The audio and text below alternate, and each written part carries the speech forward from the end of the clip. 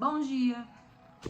Mais uma ministração do nosso propósito de 21 ministrações, declarando Deus como Senhor da nossa nação Brasil. Hoje eu quero falar de uma personagem que eu acho muito lindo e mostra que Deus permite que aconteça algo na vida dela para mostrar que Ele é poderoso e Ele espera de nós oração e busca, mas que Ele mostra também que o propósito que Ele tinha na vida dela não havia acabado, mas para isso Ele precisava que algo acontecesse sobre a vida dela para mostrar a sua soberania e para libertar uma cidade. Nós vamos falar de uma personagem chamada Dorcas.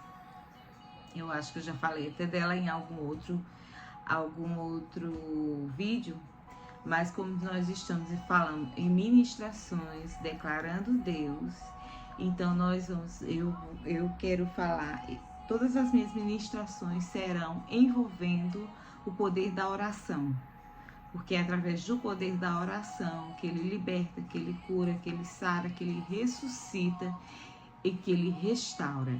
E nós estamos suplicando restauração para a nossa nação. Eu quero que vocês leiam comigo em Atos 9, do capítulo 36 até o versículo do versículo 36 até o versículo 42, onde fala da palavra, da passagem que fala de Dorcas. E havia em Jope uma discípula chamada Tabita, que traduzido se diz Dorcas. Esta estava cheia de boas obras e esmolas que fazia. E aconteceu naqueles dias que, enfermando, ela morreu. E tendo-a lavado, a depositaram num quarto alto. E como Lida era perto de Jope, ouvindo os discípulos que Pedro estava ali, lhe mandaram 2 varões, rogando-lhe que não se demorasse em vir ter com eles. E levantando-se Pedro, foi com eles. Quando chegou, o levaram ao quarto alto, e todas as viúvas o rodearam, chorando e mostrando as túnicas e vestes que Dorcas fizera quando estava com elas. Vou baixar um pouco.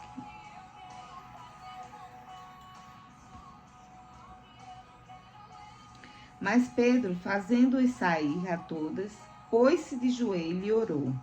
E voltando-se para o corpo, disse: Tabita, levanta-te.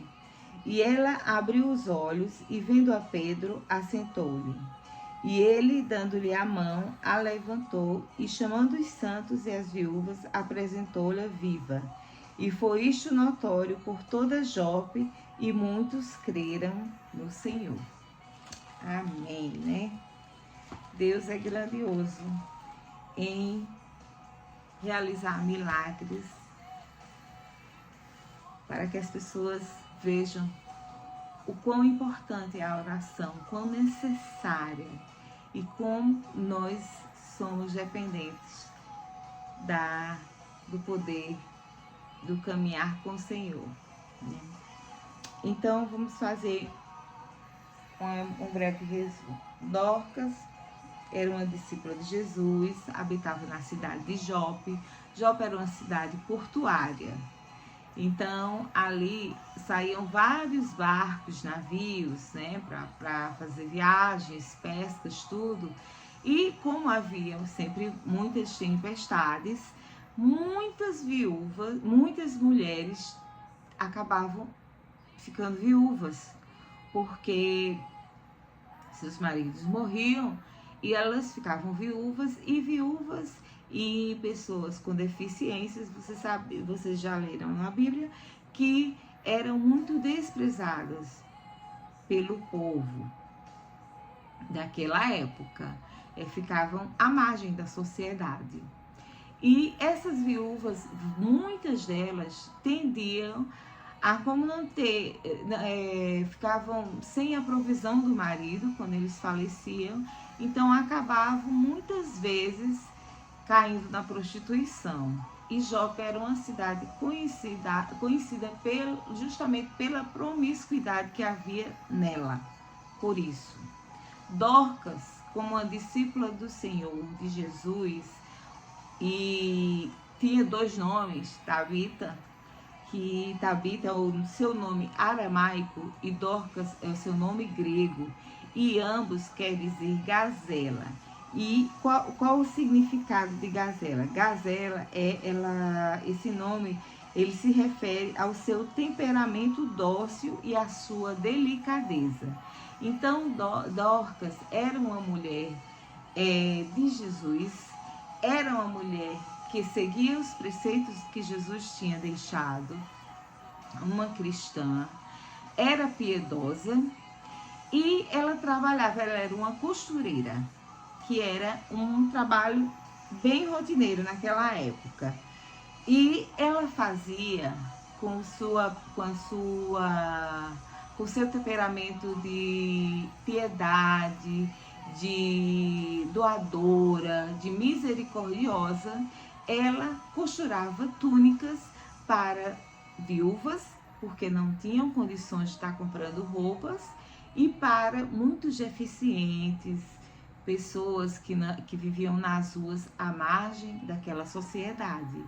E ela era muito amada por essas pessoas, pelas caridades que ela fazia, né? Pelas obras que ela fazia e pela sua vida espiritual, né? Porque a gente sempre tem que deixar claro que obra sem fé é morta e fé sem obra também é morta. Então, um complementa o outro.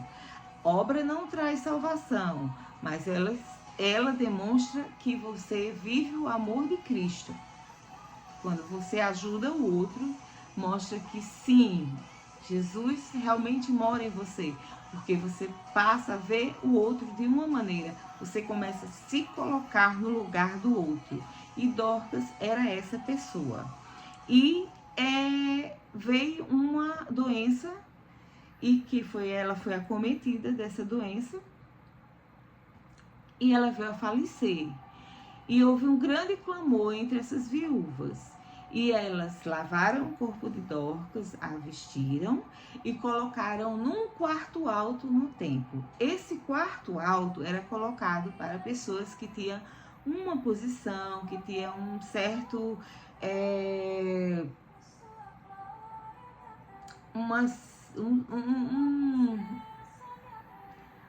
um certo posicionamento, tinha um cargo, alguma coisa desse tipo.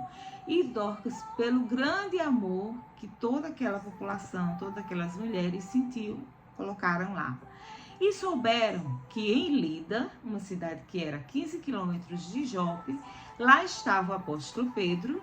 Então, por ele ser conhecido pelos grandes milagres que fazia, tanto que eu vou ver aqui, que vai falar que alguém lembrou que o apóstolo Pedro estava pregando ali próximo na cidade de Lida, que ficava apenas 15 quilômetros ao sudeste de Jope. Então enviaram 2 mensageiros a Pedro, rogando-lhe que não se demorasse em vir ter com eles. E Atos 9:38 vai dizer: eles conheciam a fama dos milagres de Pedro. Sua própria sombra passava sobre os doentes e esses eram curados. Pedro, ele viu Jesus operar tantos milagres, inclusive ressurreição. Ele estava na ressurreição da filha de Jairo. E ele e Deus deu autoridade, não só a ele, mas a cada um de nós que nos tornamos cristãos, imitadores de Cristo. Nós temos essa autoridade de impor mãos, orar com fé. Precisa de fé, porque sem fé é impossível agradar a Deus. E aquele Pedro que um dia negou a Jesus 3 vezes por temer por sua vida, aquele Pedro que cortou a orelha de um soldado, aquele Pedro que muitas vezes era tão bruto, foi uma pedra lapidada e foi a pedra que Jesus usou para fundar a igreja. E ele foi realmente transformado e começou a viver o Cristo na vida dele. E ele passou, através das suas orações, da sua imposição de mãos, a realizar vários milagres. E ali, imediatamente, ele foi até onde estava o corpo de Dorcas e mandou que todas as viúvas saíssem daquele quarto. Se ajoelhou e pôs a mão sobre aquele corpo, orou, clamou e pediu que Deus a ressuscitasse. E Deus a ressuscitou. Por quê? Porque o propósito na vida de Dorcas não havia terminado. Mas ele queria mostrar, através daquela enfermidade, daquela oração de Pedro, que sim, ele tem o poder para realizar todas as coisas, quando pedimos com clamor, com fervor, sabendo que dele vem todas as coisas e todas são possíveis para Deus. E assim foi feito. E esse acontecimento chamou a atenção de toda a cidade. Toda a cidade ficou sabendo e começou a ir até Jope para conhecer Dorcas e para que ela contasse o seu testemunho. E através do testemunho de Dorcas e tudo que Deus tinha feito na vida dela, aquela cidade foi transformada e não passou mais a ser conhecida pela promiscuidade, mas sim pelo favor que Deus fez na vida de uma imitadora de Cristo, de uma seguidora de Cristo, e através dela muitas almas foram salvas pela história de Dorcas. Por isso eu acho linda, porque é uma pessoa simples, piedosa, misericordiosa, que fazia benfeitorias por aqueles que ninguém faria, porque é muito fácil você fazer algo por alguém bom, mas você orar pelo alguém que está lá no presídio, que cometeu um crime, é difícil, né?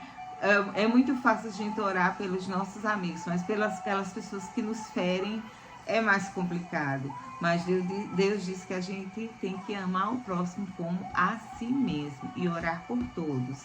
E não há uma maneira mais sublime de demonstrar o amor de Cristo na vida do outro do que orando por ele. E assim Deus fez com Dorcas. Deus mostrou que Pedro tinha tomado para si a autoridade que ele tinha dado, que ele sim vivia a verdade de Cristo na vida dele, sim, ele estava pondo em prática todos os ensinamentos que Cristo tinha dado a ele.